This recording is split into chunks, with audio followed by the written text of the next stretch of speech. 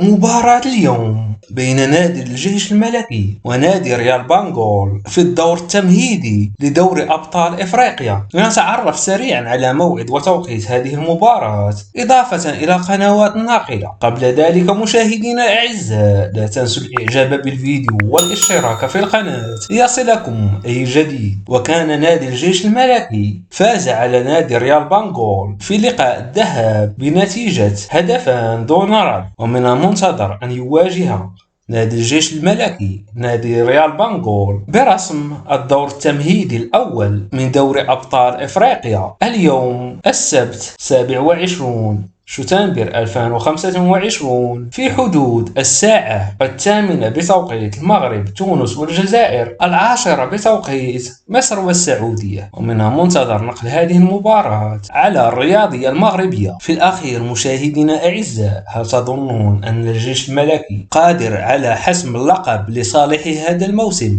أم أنه سيتعثر مرة أخرى كباقي المواسم؟ شاركونا آراءكم في التعليقات، إننا نقرأها جميعا. ولا تنسوا الإعجاب بالفيديو والاشتراك في القناة ليصلكم أي جديد.